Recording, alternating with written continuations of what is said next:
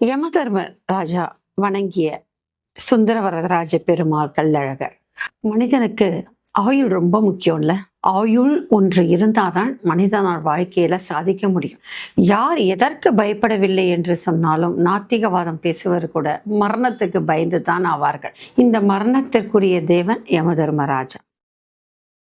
இந்த மரணத்தினுடைய பிடியிலிருந்து தப்பிவதற்கு சைவ தலங்கள் பல இருந்தாலும் வைணவ தலங்களில் மிக முக்கியமான ஒரு தலம் என்று சொன்னார் இந்த திருமாலிருஞ்சோலை.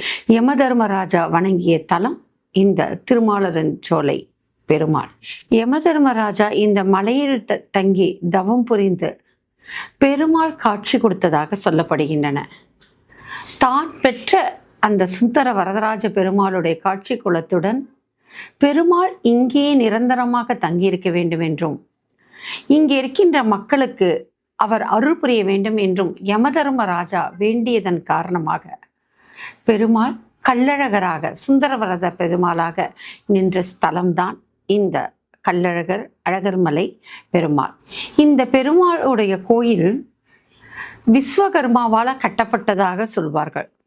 யமதர்மராஜனுடைய வேண்டுகோளுக்கிணங்க பெருமாள் விஸ்வகர்மாவால் கட்டப்பட்ட கோயில் இது.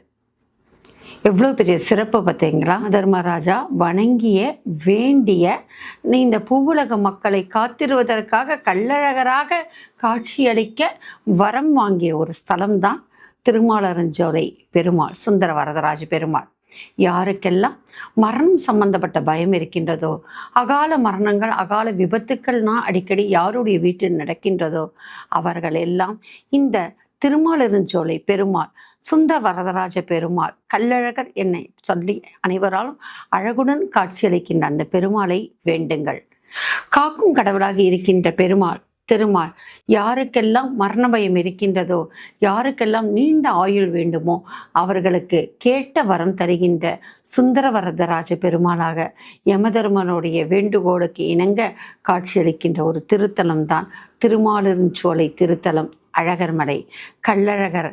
அவரை வேண்டுங்கள். காக்கும் கடவுளாக இருந்து காலதேவனுடைய பிடியிலிருந்து காக்கின்ற ஒரு பெருமாளை வணங்குவோம். நீண்ட ஆயுள் ஆரோக்கியத்தை பெறுவோம்.